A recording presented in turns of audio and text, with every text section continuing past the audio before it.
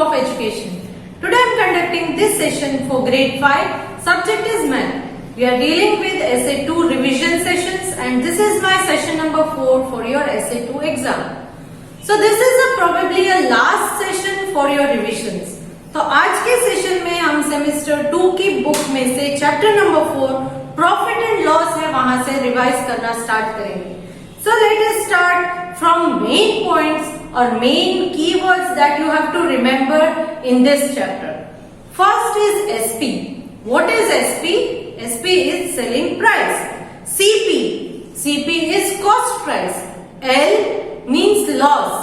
P is profit. Then SP, when SP is greater than CP, you will have a profit. मतलब के selling price अगर cost price से ज्यादा है तो आपको प्रॉफिट अर्न होगा. फॉर एग्जाम्पल, अगर आपने किसी पेन को 3 रुपीज में खरीदा है और फिर आगे आप अपनी फ्रेंड को उस पेन आपको 5 रुपीज में अगर आप सेल करते हो तो आपको 2 रुपीज का प्रॉफिट हो गया. करेक्ट, क्योंकि आपने पेन खरीदी थी 3 रुपीज में, सेल की 5 रुपीज में, तो 2 रुपीज क्या है, आपका प्रॉफिट हो गया. Same way, when cost price is greater than selling price, that is CP is greater than SP, then you will have a loss. तो तब आपका लॉस होगा. अगर आपने पेन खरीदी है 10 रुपीज में और उस पेन को आपने बेचा 7 रुपीज में, तो आपको क्या हुआ, आपने तो दुकान वाले को 10 रुपीज पे किए थे और जब आपने सेल किया तब आपको मिले सिर्फ 7 रुपीज. तो तब क्या होता है, you will have a loss of ₹3. तो कॉस्ट प्राइस ज्यादा है, सेलिंग प्राइस लेस है, तो लॉस होता है. So on the basis of this we solve this chapter. इस चैप्टर को हमने इसी बेसिस पे आगे सॉल्व किया. इस चैप्टर में हमने बाद में बिल्स को भी चेक करना सीखा कि बिल्स के अमाउंट जो लिखे हैं वो करेक्ट है या नहीं, किस तरह से बिल को चेक करना है. फॉर एग्जाम्पल, 2 बनानास लिए हैं मैंने, तो 1 बनाना के अगर 5 रुपीज है तो 2 बनाना के कितने रुपीज होंगे, तो 2 into 5, सो 2 बनाना के हो गए ₹10. क्लियर. तो इस तरह से पहले कितनी क्वांटिटी है, क्या प्राइस है, उस बेसिस पर एक यहाँ मैंने एक आइटम ली है. तो जब हम दुकान में स्टोर में कुछ खरीदने जाते हैं तो फॉर एग्जाम्पल 5-6 आइटम होती है. तो इन 5-6 आइटम, फॉर एग्जाम्पल बिस्किट आपने लिए 3 packets, 5 rupees for 1 packet, so 5 3 15 rupees. तो 3 पैकेट बिस्किट के 15 रुपीज हो गए. देन चॉकलेट आपने ली, चॉकलेट 2 खरीदी है, 2 चॉकलेट ईच कॉस्ट 5 रुपीज, तो 2 चॉकलेट के बन गए 10 रुपीज. तो ऐसे 3-4 आइटम आपने खरीदी, तो उनके पहले हम टोटल कॉस्ट निकालेंगे, फिर उनका टोटल करेंगे, तो आपका बिल का टोटल कितना होता है वो पता चल जाता है.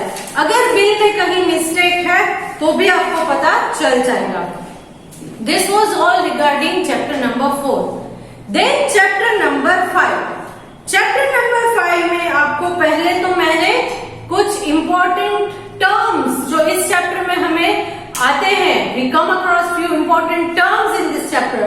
से for example point, line segment, ray. तो इन टर्म्स को मैंने एक्सप्लेन किया था. पॉइंट मतलब कि क्या, a point shows an exact position in a space. कोई भी प्लेस है तो उसमें किसी चीज की एग्जैक्ट पोजीशन क्या होती है वो एक पॉइंट से रिप्रेजेंट कर सकते हैं. That is a point. For example, मैंने बोर्ड में यहाँ 3 पॉइंट बनाए, 4 point A, B, C, D. This is a player, ये एक प्लेयर है. Now if I ask player to go and stand on point C, तो वो कहाँ खड़ा रहेगा, यहाँ पर एग्जैक्ट पोजीशन पर मैंने पॉइंट बना हुआ है, तो वहां पर जाके खड़ा होगा. सो पॉइंट क्या है, एक स्पेस में, खाली स्पेस में एग्जैक्ट पोजीशन को डिनोट करने वाला एक point. Next, talking about line. A line is a collection of points which cannot be counted and which extends in both the sides. से फॉर एग्जाम्पल ये एक लाइन है, तो यहाँ इस लाइन के ऊपर बहुत सारे पॉइंट्स मैं बना सकती हूँ, बट ये लाइन जो है यहाँ मैंने एरो मार्क इसलिए किए कि ये दोनों तरफ से आप एक्सटेंड कर सकते हो। Okay, now next is line segment. Okay, so line segment किसे कहते हैं? See I told you what is a line.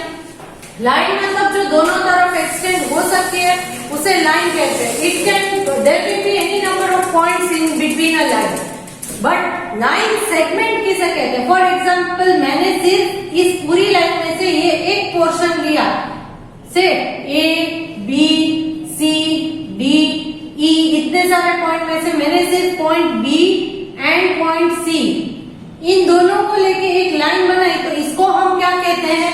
Line segment. Line segment is a part of line. ये सिर्फ एक पार्ट ऑफ लाइन होता है and it can not be extended. वो fixed ends होते हैं, उसके starting and ending point fixed होते हैं, वो एक्सटेंड नहीं कर सकते। देन व्हाट इज अ रे?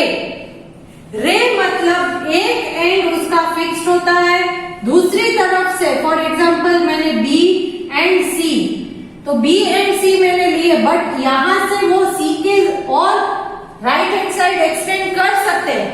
ये जो है वो हम किसी भी डायरेक्शन में ले सकते हैं, करेक्ट? तो रे का मतलब क्या है कि एक पॉइंट फिक्स्ड होता है बट दूसरे एंड से वो लाइन एक्सटेंड हो सकती है, दैट इज कॉल्ड अ रे। उसको हम क्या कहेंगे? It is called a ray. Then we learn that there are 3 types of lines. 3 type की लाइन होती है, intersecting line, parallel line and skew line. Intersecting line का मतलब क्या है? कोई भी दो लाइन जो एक पर्टिकुलर पॉइंट में एक दूसरे को क्रिस क्रॉस करती है, तो उनको कहते हैं इंटरसेक्टिंग लाइन्स। से for example any line that intersect at a particular place, say for example PQ and RS, this is PQ, this is RS. So lines PQ and RS intersect at point T. यहाँ point T पर वो एक दूसरे को intersect करती है, they are known as intersecting line, उनको हम कहते हैं intersecting lines. Then we have parallel lines. ये दो मैंने लाइन ड्रॉ की, say A B C D, they are parallel lines. Why they are parallel lines? Lines that do not intersect at all, एक दूसरे को इंटरसेक्ट क्रिस क्रॉस कट नहीं करती हैं। However for they are extended, कितनी भी फार आप उसको एक्सटेंड करो बट वो एक दूसरे को इंटरसेक्ट नहीं करती हैं, तो ऐसी लाइन को हम कहेंगे parallel lines. Then we have skew lines. Two lines need not lie in the same plane. दो लाइन, फॉर एग्जाम्पल मैंने एक यहाँ क्यूब लिया है, करेक्ट? ये एक क्यूब है, तो अब इस क्यूब में ये लाइन अलग प्लेन में है, ये लाइन अलग प्लेन में है, so they are called skew lines. क्यों? क्योंकि वो क्यूब अगर आप देखो ऊपर का सरफेस अलग, नीचे का सरफेस अलग, साइड के सरफेस अलग, तो वो दो अलग अलग प्लेन्स में अगर है लाइन, तो they are known as skew lines. What they are called? They are called skew lines. Then इसके बाद हमने इस चैप्टर में सीखा कि अलग अलग लाइन्स अगर आपको दी गई हैं, तो इन अलग अलग लाइन्स में आपको ये पहचानना है कि इंटरसेक्टिंग लाइन है, पैरेलल लाइन है, स्क्यू लाइन है, किस टाइप की लाइन है, या फिर सिर्फ एक स्ट्रेट लाइन है, ये आपको पहचानना है। Then we talked about angles. Angles में अलग अलग टाइप्स है। पहले तो एंगल किसे कहते हैं? An angle is formed by two rays और two line segment sharing a common end point. मतलब कि एक पॉइंट कॉमन होता है, यहां से अगर मैं दो लाइन ड्रॉ करूं तो यहां बन जाएगा मेरा एंगल। इस तरह से भी हो सकता है। Then this type of angle, ये एक एंगल है, ये एंगल है, ये यहाँ टू रेज निकलती है जिनका एक कॉमन पॉइंट होता है। एंगल ए बी, रे ए बी एंड रे ए सी, तो कॉमन पॉइंट ए है यहाँ, तो ये है हमारे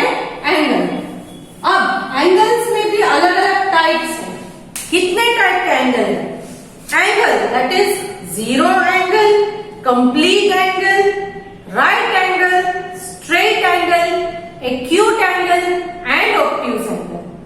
कितने? Zero angle, complete angle, straight angle, then right angle, acute angle, obtuse angle. सबसे पहले जीरो एंगल, जो एंगल नहीं बनता है वो जीरो से स्टार्ट होके जीरो पर ही एंड हो जाता है, तो that is a zero angle.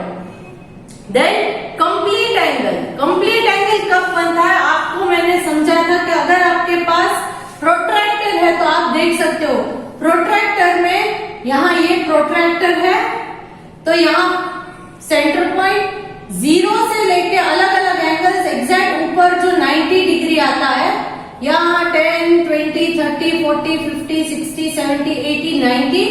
Then here when it ends it is 180 degree तक हो जाते हैं. सेम में यहाँ से जीरो होके यहाँ 180 डिग्री का भी आप देख सकते हो मार्किंग. तो कंप्लीट एंगल किसे कहते हैं? फॉर एग्जाम्पल मैंने यहाँ से एंगल ड्रॉ करना स्टार्ट किया, पूरा एक राउंड लेके यहीं पर मैंने दूसरा एंगल ड्रॉ किया, तो यहाँ गोल पूरा राउंड जो बन जाता है, करेक्ट, तो ये 360 डिग्री का बनेगा. कैसे? 180 मतलब सेमी सर्कल, बाकी का नीचे का जो है यहाँ से यहाँ तक जो है 180, बाकी का यहाँ से यहाँ again 180. So 180 plus 180 it becomes 360. सो अगर 360 डिग्री का कंप्लीट सर्कल अगर आपको बनाना है तो it is called a complete angle. इसको हम कहेंगे complete angle. Then we have straight angle. अगर एग्जैक्ट 180 डिग्री की स्ट्रेट लाइन है तो उसको हम क्या कहेंगे? ये जो है ये एंगल कंप्लीट स्ट्रेट एंगल है, exactly a 180 degree angle. Then we have right angle. Right angle कब बनता है? व्हेन इट इज 90 डिग्री, तो it is called right angle. 90 degree का अगर है, जीरो से स्टार्ट किया आपने, जो नीचे की बेस लाइन है वो जीरो पर रख दी, और यहाँ पर अगर आप लाइन ड्रॉ करते हो 90 डिग्री कर, 90 डिग्री पे अगर आप लाइन ड्रॉ करते हो तो ये जो एंगल आपने बनाया ये है आपका राइट एंगल. क्या एंगल बनेगा? Right angle, that is exactly 90 degree. Then you have acute angle. Acute angle मतलब क्या? बेस लाइन है, आपको ऑलरेडी पता है यहाँ 90 डिग्री, बट यहाँ 90 से कम मैं बनाती हूँ. से फॉर एग्जाम्पल इस तरह की लाइन अगर मैं करती हूँ तो ये 90 से स्मॉलर है, 10, 20, 30, 40, 50 डिग्री है, ये 50 डिग्री है, तो ये बन गया हमारा acute angle. Any angle which is greater then 0 degree and lesser then 90 degree is an acute angle. Obtuse angle किसे कहते हैं? बेस लाइन है, 90 डिग्री से ज्यादा का एक एंगल यहाँ बनता है. फॉर एग्जाम्पल मैं यहाँ ले लेती हूँ इस तरह से, तो ये 90 के बाद 100, 110, 120 अगर है 120, तो ये क्या है? Greater than 90. So any angle which is greater than 90 degree and lesser than 180 degree, they are called obtuse angle. So these are the types of angles. अब यहाँ पर हमने एंगल्स ड्रॉ करने भी आपको सिखाए थे, correct. Then we learn regarding circle in this chapter. इस चैप्टर में आगे का टॉपिक था वो था हमारा सर्कल. तो सर्कल मतलब आपको ऑलरेडी पता है कि एक अगर राउंड ड्रॉ करते हो तो उसको हम कहते हैं सर्कल. अब इस सर्कल में अलग अलग टर्म्स जैसे कि radius, diameter, chord, circumference, major arc, minor arc, semi circle, quadrant of a circle, interior of a circle, exterior of a circle, ये सारे के सारे पॉइंट्स आपको दिए गए हैं. क्लियर? सो ये सारे पॉइंट्स आप याद रखिएगा. सबसे इंपॉर्टेंट जो है वो यही है कि रेडियस एंड डायमीटर. ये एक सर्कल है, ये उसका सेंटर पॉइंट है, तो इस सेंटर पॉइंट से यहाँ का जो डिस्टेंस है इसको हम कहते हैं रेडियस. डायमीटर किसे कहते हैं? सर्कल है, पॉइंट है, तो पॉइंट में यहाँ से यहाँ का जो टोटल डिस्टेंस है इस पॉइंट से, सेंटर पॉइंट से, तो ये है हमारा डायमीटर. तो यहाँ इजीली दूसरा radius, so 2 times radius becomes a 2 time radius क्या बन जाता है, डायमीटर। एंड अगर डायमीटर को डिवाइड बाय 2 करते हो तो इट बिकम्स रेडियस। तो इस तरह से आपको एक्सरसाइज में भी सॉल्व करवाया है कि रेडियस एंड डायमीटर में किस तरह से आप सर्कल्स कर सकते हो। सर्कल को ड्रॉ करना है तो रेडियस चाहिए। एक रेडियस आपका अगर आपको पता है तो उस radius, for example 2 centimetre radius का सर्कल ड्रॉ कीजिए, तो राउंडर में एक जो आपकी नीडल है वो 0 पर रखिए, पेंसिल को 2 के पास 2 सेंटीमीटर पर एडजस्ट कीजिए, फिर without disturbing it, without moving it उसको आप सर्कल ड्रॉ कीजिए, तो आपका 2 सेंटीमीटर रेडियस का सर्कल बन जाएगा। बट अगर आपको बोला है कि डायमीटर 3 सेंटीमीटर का बनाइए सर्कल, तो आप क्या करोगे, डायमीटर 6 सेंटीमीटर का आप बनाओ सर्कल, तो क्या करना है, पहले आपको रेडियस फाइंड करना पड़ेगा, क्योंकि डायमीटर तो फुल होता है, बट यहाँ फिक्स्ड पॉइंट से यहाँ तक का क्या होगा, 6 का half, 6/2 you will get 3।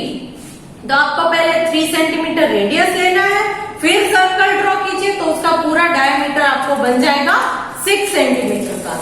Then we move on to the next chapter, that is perimeter, area and volume. अब यहाँ पर पेरीमीटर, एरिया एंड वॉल्यूम में पेरीमीटर का मतलब क्या है, perimeter of a close plane figure is the length of its boundary. यहाँ perimeter, area and volume का जो चैप्टर है उसमें सबसे पहले हमने सीखा था पेरीमीटर। फॉर एग्जाम्पल ये मैंने एक स्क्वायर लिया है, 4 अलग अलग क्यूब्स को इकट्ठे करके मैंने स्क्वायर किया, तो इसका पेरीमीटर क्या होगा, सिर्फ उसकी बाउंड्रीज को मैं कैलकुलेट करती हूँ। से यहां से स्टार्ट करें, 1 2 3 4 5 6 7 8, तो ये उसका मैंने जो कैलकुलेट किया, बाउंड्रीज सिर्फ कैलकुलेट की, तो वो है उसका perimeter. But when we talk about area, तो ये अंदर का पूरा एरिया कवर करना है। Area is a space occupied by a plane figure. जितनी स्पेस ऑक्यूपाई करता है वो पूरी स्पेस को हमें करना है कवर, तो उसको हम कहते हैं area. Then volume, volume of a solid object is a space occupied, right, it is space occupied. Now formulas, formulas में मैंने आपको यहाँ ऑलरेडी लिस्ट दी है। Perimeter of rectangle is equal to length plus breadth into 2। क्यों? क्योंकि rectangle जब होता है तब उसकी लेंथ एंड ब्रेड्थ, तो लेंथ प्लस ब्रेड्थ इनटू 2 जब आप करोगे तब आपको मिलेगा perimeter of rectangle. Perimeter of square, perimeter of square क्या है, 4 इंटू साइड। क्यों? क्योंकि यहाँ 4 साइड्स होती है, चारों की चारों साइड स्क्वायर में तो इक्वल ही होती है, तो 4 इंटू साइड और 4 into S, 4s is perimeter of a square.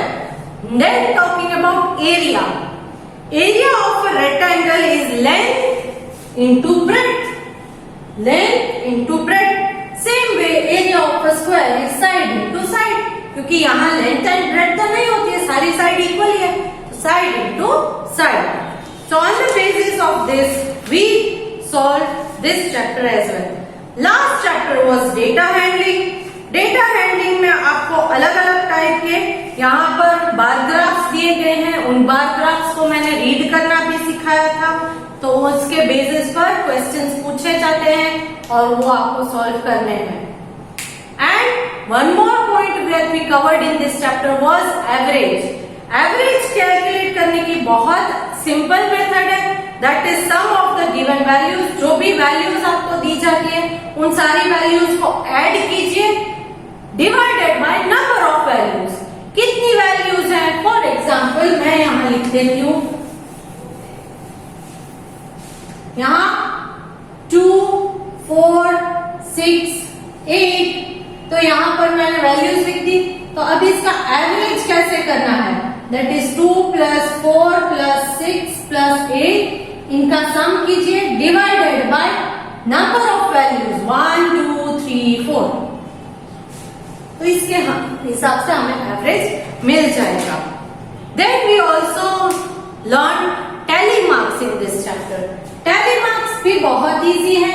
For example, यहाँ पर एक स्टूडेंट जिनको 5 मार्क्स मिले हैं, आउट ऑफ 10 5 मार्क्स, तो एक स्टूडेंट को 5 मार्क्स मिले हैं, तो क्या करेंगे 1 2 3 4 5 6 7 8. 8 स्टूडेंट को हम कैसे रिप्रेजेंट करते हैं 1 2 3 4. एक सेट जो है टैली का, एक सेट 5 लाइन से होता है 1 2 3 4. ये 3 जो है स्टैंडिंग लाइन, एक जो है आपको स्लैंट लाइन करनी है. तो ये जैसे ही आप देखते हो आप समझ जाते हो कि इसकी वैल्यू 5 है. इससे ज्यादा नहीं कर सकते, इससे कम भी नहीं कर सकते. You can not do 1 2 3 4. No, this is wrong. Clear? तो इस तरह से टैली मार्क्स करके आप इसे सॉल्व कर सकते हो. So this was the last point that we learned in this grade's last chapter, that is chapter number 8. Chapter number 8 data handling यहाँ पर खत्म होता है. As I told you कि मैं इस वीडियो सेशन के साथ जो सेशन 3 and 4 आपको मिले हैं आज, इसके साथ सब्जेक्टिव पेपर आपकी प्रैक्टिस के लिए भेज रही हूँ. आंसर की में से आप आंसर चेक कर सकते हो. So hope to see you good in coming year, okay? And I hope you will do very good in your exams. All the best. Bye.